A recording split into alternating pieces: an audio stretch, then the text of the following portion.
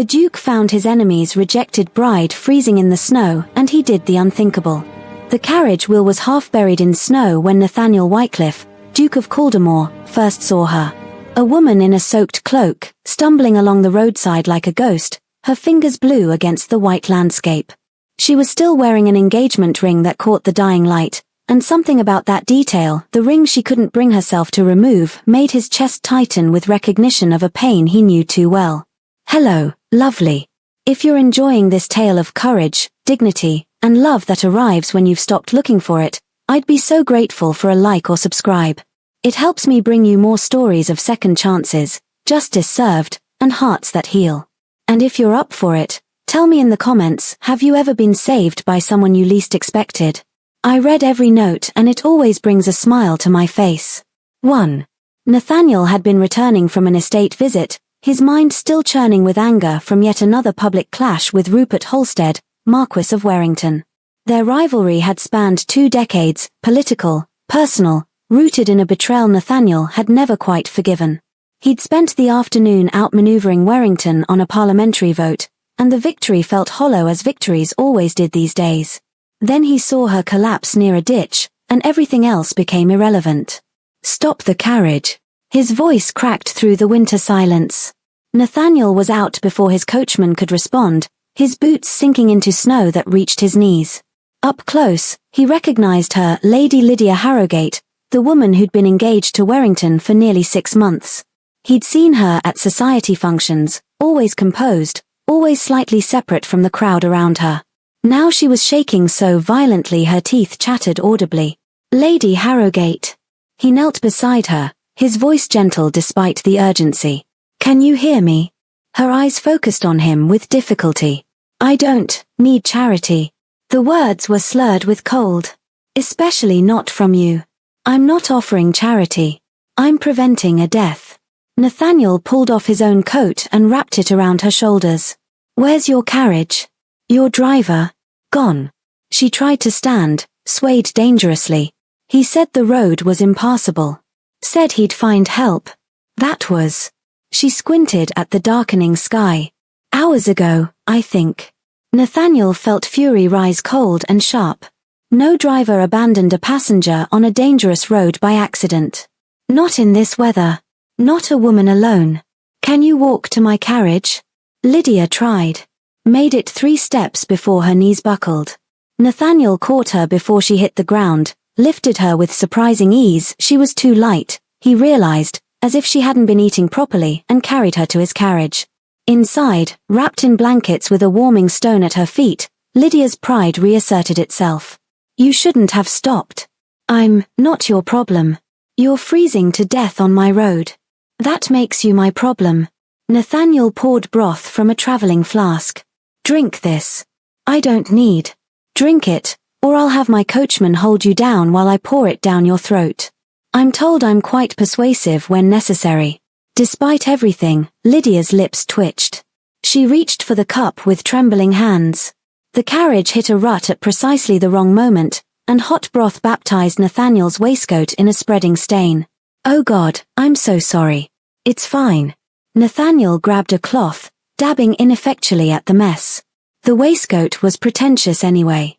This time Lydia actually laughed, a startled sound that seemed to surprise her as much as it surprised him.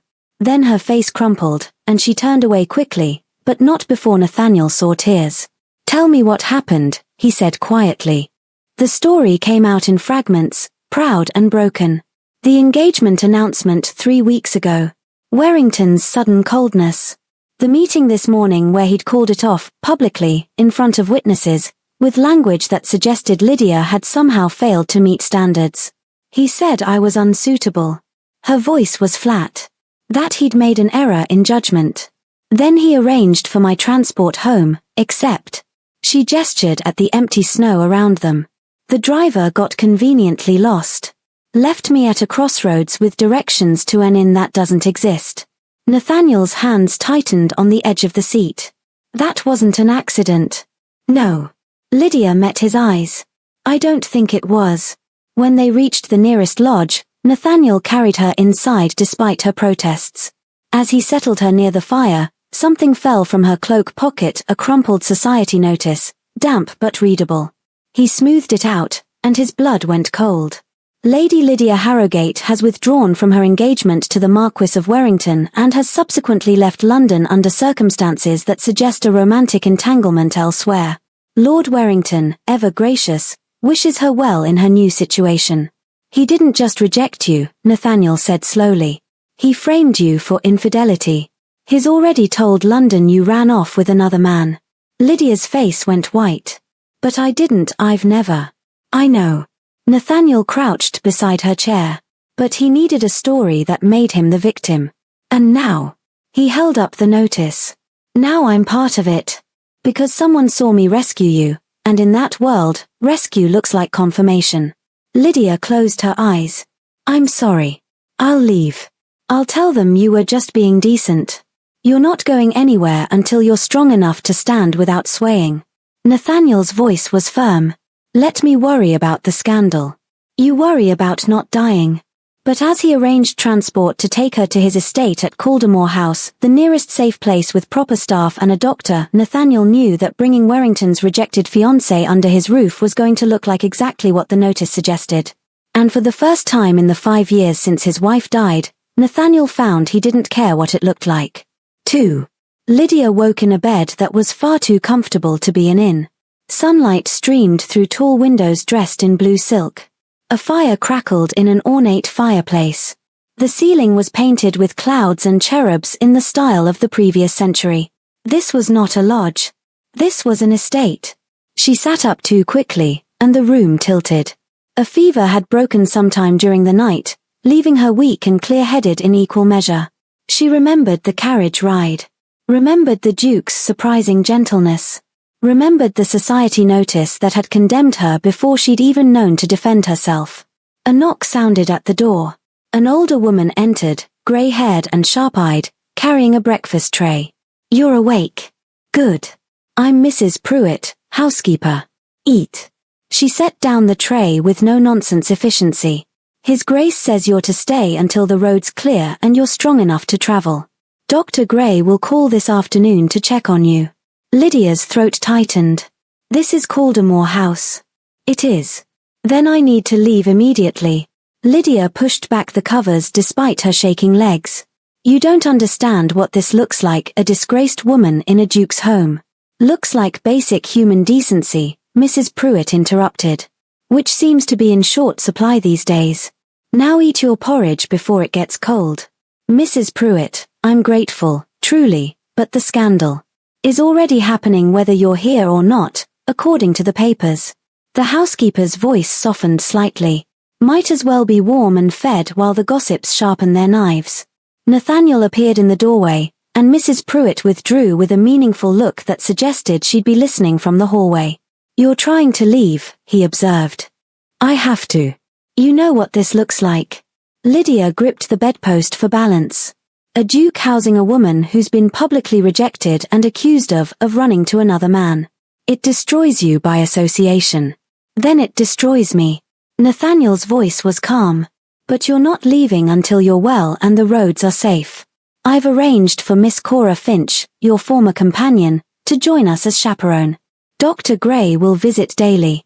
You'll have the East Wing entirely to yourself. Everything will be proper and documented. Why are you doing this? Nathaniel was quiet for a moment. Because 5 years ago, when my wife was dying, people were very good at turning away. At finding reasons why visiting was inconvenient or uncomfortable. At letting us face it alone because illness is awkward. He met her eyes. I learned then that decency isn't about what's convenient. It's about doing what's right when it costs you something. Lydia felt tears threaten. Warrington is your enemy. Helping me looks like revenge. Good. The word came out harder than Nathaniel intended. Maybe it is. Maybe seeing you half frozen because of his cruelty made me angrier than 2 decades of political battles. Is that so wrong? Before Lydia could answer, Dr. Gray arrived, a practical man in his late 50s who examined her hands with gentle efficiency and then frowned. Your Grace, a word. He gestured Nathaniel into the hallway. Lydia couldn't hear their conversation, But she saw Nathaniel's face through the partially open door. Saw the way his jaw tightened. Saw the flash of fury he quickly controlled. When he returned, his voice was carefully neutral. Dr. Gray says you'll recover fully. But he noticed bruising on your wrists. Under your gloves. Lydia's hands went instinctively to cover the marks. It's nothing. Rope burns are not nothing. Someone grabbed you. Restrained you.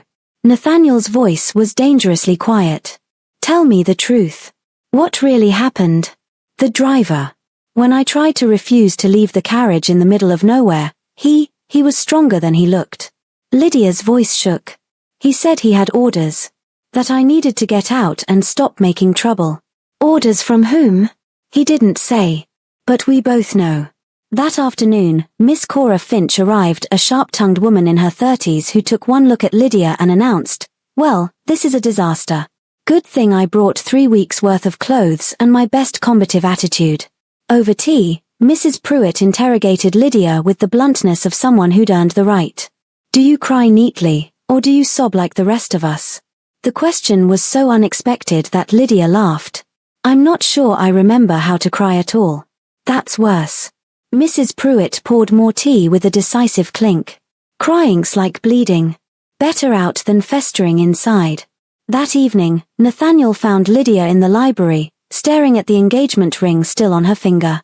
He'd brought it back from her belongings, thinking she might want it for practical reasons. It was valuable, after all. "Keep it, sell it, throw it," he said quietly. "Your choice. But don't keep it because you think you're supposed to." Lydia looked at the ring for a long moment. Then, with deliberate slowness, she pulled it off and set it on the table. The mark it left on her finger was pale and obvious. "There." Her voice was barely a whisper. "That's done." It felt like a quiet victory.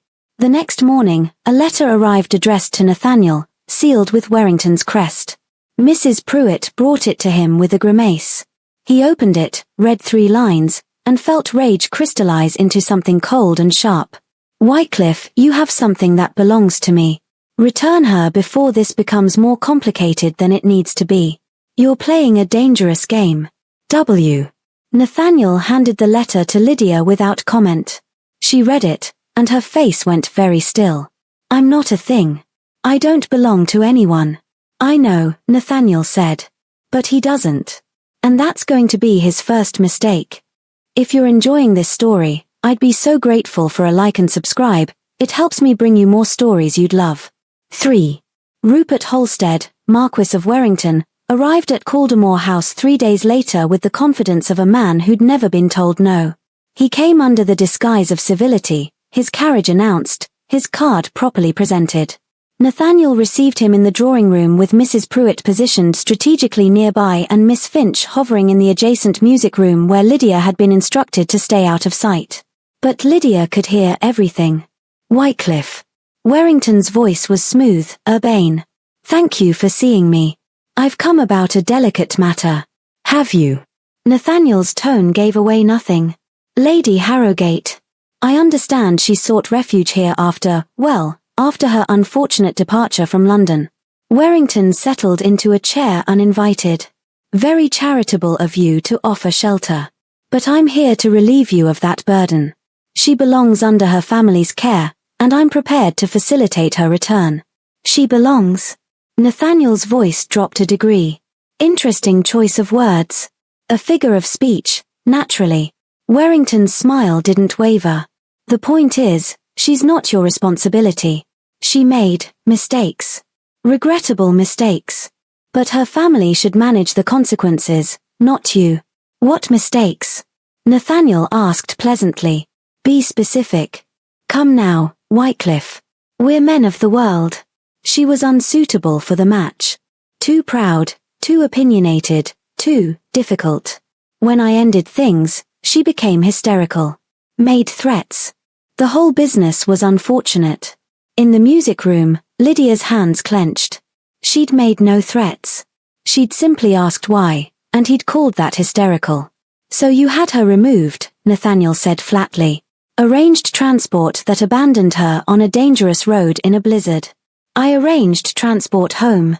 What happened after that is hardly my concern. Warrington's voice hardened slightly. She's a grown woman who made poor choices. Including, it seems, throwing herself at you the moment she was free. Rather convenient timing, don't you think? Nathaniel stood abruptly. Get out of my house. I beg your pardon. Lady Harrogate is a guest under my protection. She is not property to be returned. She is not a mistake to be managed. And she is certainly not throwing herself at anyone. Nathaniel's voice was dangerously quiet. You humiliated her publicly, framed her for infidelity, and then tried to kill her through neglect. Don't you dare stand in my drawing room and suggest she's the problem. Warrington's mask finally cracked. You're making an enemy you can't afford, Wycliffe. I've had you as an enemy for 20 years. I'm quite accustomed to it. That evening, Miss Finch brought Lydia a bundle of papers she'd been quietly collecting: letters, receipts, witness statements. You wanted proof, she said. Here's where we start. Dates, times, who said what. Build a timeline. Facts are harder to dismiss than feelings.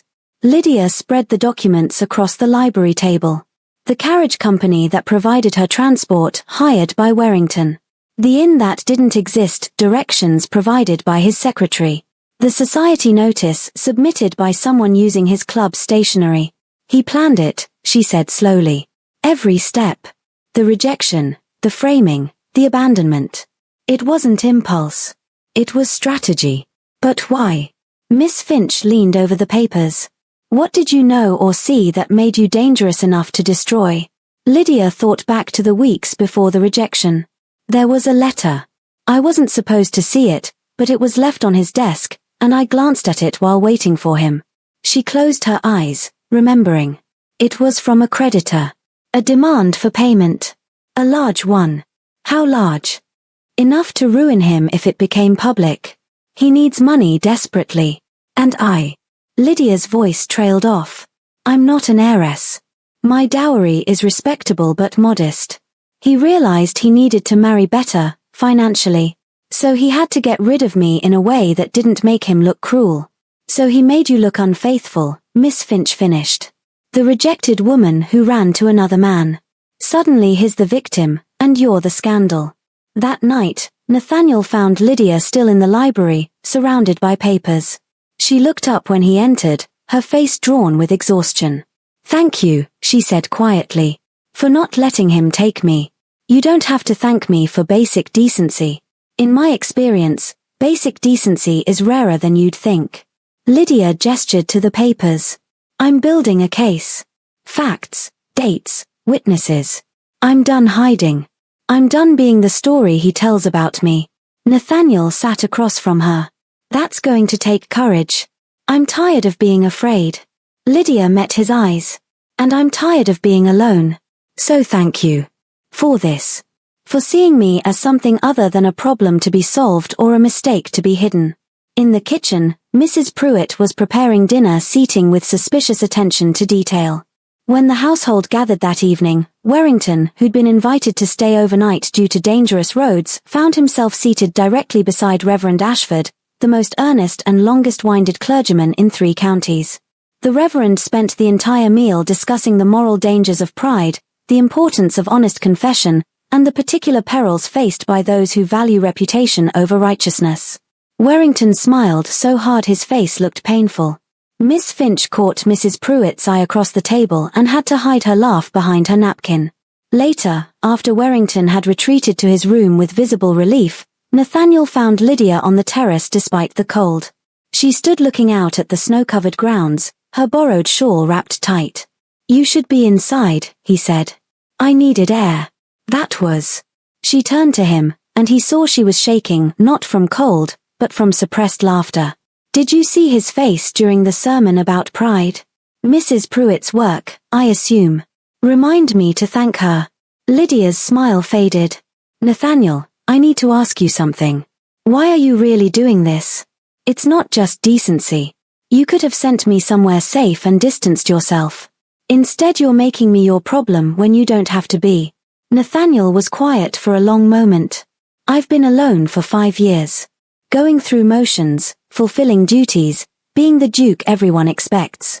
And then I found you in the snow, and for the first time in those 5 years, I felt something other than numb. I felt angry. I felt protective. I felt alive. He turned to face her fully. So maybe I am making you my problem. But maybe you're also making me a person again. Before Lydia could respond, a commotion erupted in the entrance hall. Dr. Gray had arrived with unexpected news. He'd found the coachman who'd abandoned Lydia. The man was in town, staying at the local tavern, and he was terrified. He'll talk, Dr. Gray said, slightly out of breath. But only to you, Your Grace. He says someone paid him to leave Lady Harrogate in the cold. He has proof. And he's afraid if Warrington finds out his talking, he'll end up dead. Nathaniel and Lydia exchanged a look. The game had just changed. 4. If you're enjoying this story, I'd be so grateful for a like and subscribe. It helps me bring you more stories you'd love. The winter charity ball arrived with unfortunate timing or perfect timing, depending on perspective. It was the social event of the season, held annually at the Assembly Rooms in town, attended by every family of consequence in the county. Warrington had planned to attend, to cement his new engagement to Miss Helena Cartwright, an heiress with impeccable connections and a fortune large enough to solve all his financial problems.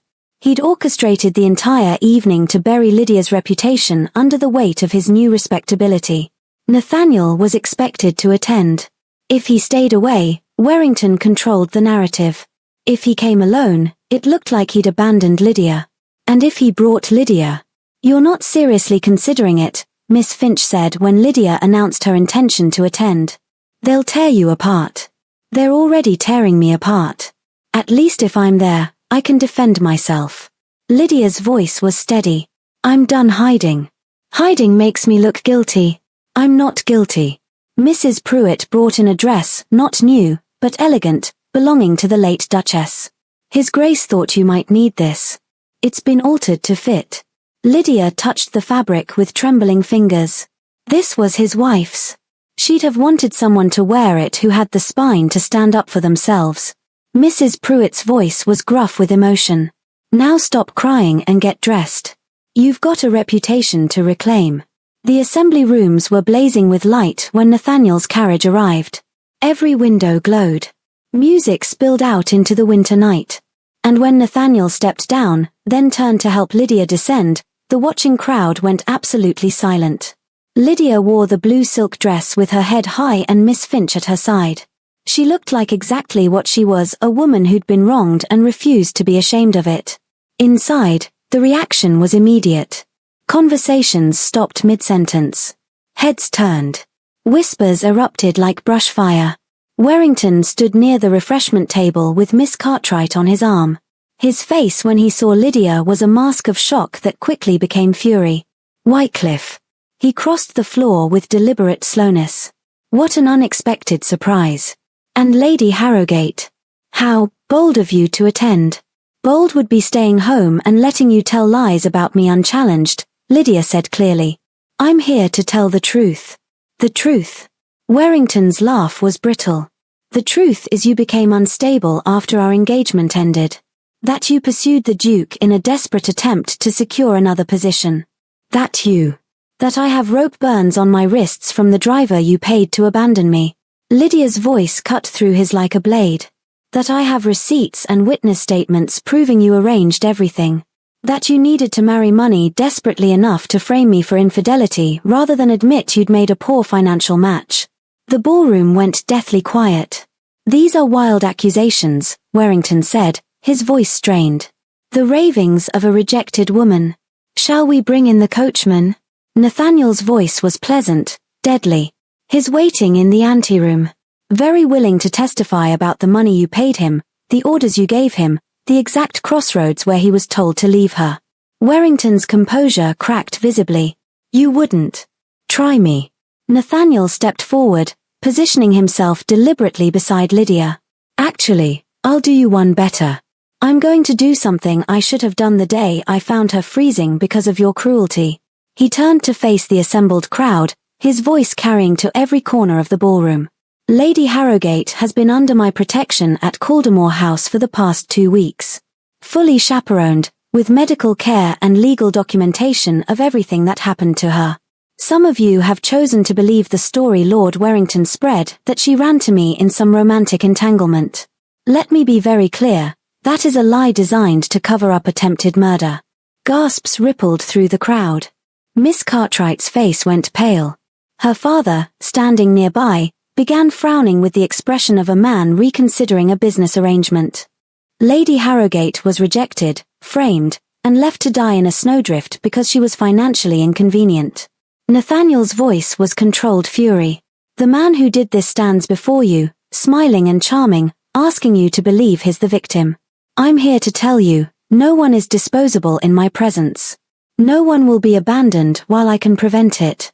And Lady Harrogate will remain under my name and protection until her reputation is fully restored. The room erupted in whispers. Some faces showed approval. Others showed shock. Still others made for the exits, unwilling to be associated with scandal regardless of its direction. Then Nathaniel did something truly unthinkable. He turned to Lydia, dropped to one knee in front of 300 witnesses, and said clearly, "Lady Lydia Harrogate, would you do me the honor of becoming my wife?" Lydia's vision blurred.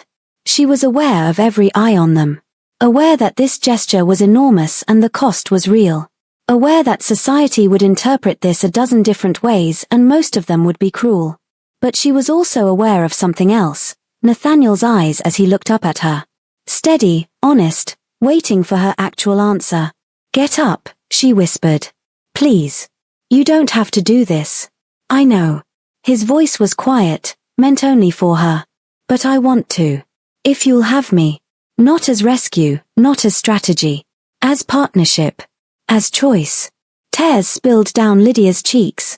Around them, the ballroom held its collective breath. "Ask me again in 3 months," she said, loud enough for the nearest witnesses to hear. "When everyone's had time to see that I can stand on my own. When you know you're not choosing me out of anger at him or pity for me. When we both know what we're choosing." Nathaniel stood, a slow smile spreading across his face. 3 months. 3 months, Lydia confirmed. He offered his arm. She took it. And together they walked through the ballroom, leaving Warrington standing alone in the center of whispers that had turned poisonous for him. Lady Cartwright's father was already pulling her away, his face set in lines of disapproval. Other families who'd been courting Warrington's favor suddenly remembered prior commitments. As Nathaniel and Lydia reached the entrance, Lydia pulled him aside into a quiet alcove, her hands trembling. "Tell me the truth," she said fiercely. "Do you love me, or is this pity with good manners?" Nathaniel cupped her face gently. "I admired you before I knew you. I respected you when I found you refusing to accept rescue. And somewhere between the snow and the silence and watching you rebuild your courage piece by piece, I fell in love with you. But I won't trap you in a gilded cage just because I can offer one." "Good," Lydia said, her voice shaking. "Because I need to know I can stand before I lean. I need to know I'm choosing you, not escaping him. Then take 3 months. Take 6 if you need it. Take whatever time makes this real for you." Nathaniel smiled. "I'm 52 years old and I've been alone for 5 years. I can wait a few more months if it means you come to me freely." Lydia kissed him then, brief, fierce, and full of promise. 5. 3 months passed like seasons rushing toward spring. The transformation was subtle but undeniable. The coachman's testimony, combined with Miss Finch's meticulous documentation, exposed Warrington's scheme in terms too clear to ignore. His creditors came forward. His debts became public. Miss Cartwright's family withdrew from the engagement with frigid politeness. Warrington wasn't arrested, there was no dramatic downfall. But he was socially and financially cornered. Former allies found reasons to be elsewhere. Invitations dried up. Business partnerships dissolved. He retreated to his country estate, diminished and bitter. Lydia, meanwhile, rebuilt her life with deliberate precision. She delivered her own public statement, measured, dignified, devastating in its simplicity. She provided dates, receipts, witness accounts. No screaming. No dramatics. Just facts presented by a woman who refused to be erased. She stayed at Caldemore House, but in her own suite, with her own schedule, building her own life. She took over management of the estate's charity work. She met with tenants and heard their concerns. She learned accounting and estate management from Nathaniel, not as his pupil but as his equal. One afternoon, Mrs. Pruitt found Lydia's dried gloves, the ones from the snow, and hung them by the kitchen hearth like a trophy. "What are you doing?" Lydia asked, equal parts amused and mortified. "Keeping them as a reminder," Mrs. Pruitt said with satisfaction. "These are the gloves that survived a marquis. I reckon that's worth remembering." The staff laughed. Lydia laughed too, and this time there was no shame in the sound. Nathaniel courted her properly. Long walks in the gardens. Conversations in the library. Debates over estate policy that sometimes turned heated and always ended in mutual respect. He showed her who he was beneath the title, a man who'd learned loneliness and decided kindness was more important than pride. Lydia showed him who she was beneath the scandal, a woman with backbone and humor and the fierce determination to be seen as herself, not as someone's mistake. 3 months to the day after the ball, Nathaniel found Lydia in the morning room, reviewing household accounts. Early spring sunlight streamed through the windows, catching the gold in her hair. "It's been 3 months," he said without preamble. Lydia set down her pen. "It has. I have a question to ask you." Nathaniel knelt beside her chair, his movements careful but deliberate. "Will you marry me? Not because I rescued you from snow. Not because I can protect you from gossip. But because I love you, and I think you might love me, and I'd like to spend whatever years I have left building a life with you." Lydia felt tears threaten but held them back. "I need to be clear about something first. I won't disappear into your life. I won't become just the Duchess. I want to manage the charity work. I want to have opinions about estate policy. I want to be your partner, not your ornament." "God, yes," Nathaniel said fervently. "I don't want an ornament. I want you. The woman who argued with me about tenant housing. The woman who built a legal case while recovering from exposure. The woman who stood up in a ballroom and chose dignity over safety. Then yes." Lydia pulled him up so she could kiss him properly. "Yes, I'll marry you. Not because you saved me. Because I choose you." Their wedding was small, held at Caldemore's chapel with spring flowers blooming outside. Mrs. Pruitt cried and pretended she wasn't. Miss Finch served as witness and made pointed commentary throughout. Dr. Gray attended and pronounced them both remarkably healthy for people who insist on dramatic life choices. The county talked, of course. Some approved. Many didn't. But Lydia discovered something her former fiancé had never understood. Other people's approval was only powerful if you needed it to survive. A year later, during the first snow of winter, Lydia stood at the drawing room window and watched white flakes drift down. Nathaniel came up behind her, wrapping his arms around her waist. "Thinking about last year?" he asked.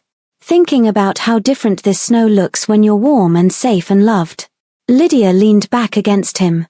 "Last winter, snow meant death. This winter, it's just beautiful." They stood together in comfortable silence, watching the world turn white. The house around them was full of life, staff going about their work, fires burning warmly, the sound of Miss Finch arguing with the estate steward about charity fund distribution drifting from the office. It wasn't perfect. There were still whispers. Still people who'd never forgive Lydia for refusing to be properly ruined. Still challenges and struggles and days when the weight of being a duchess felt impossible. But it was real. It was chosen. And it was theirs. Mrs. Pruitt appeared in the doorway with tea. "Stop being romantic and come sit by the fire. You're both old enough to know better than to catch cold for sentiment."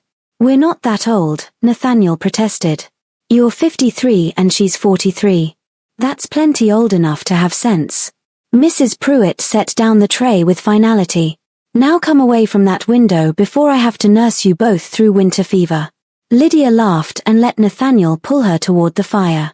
Outside, snow continued to fall, gentle and beautiful and nothing like the storm that had nearly killed her a year ago.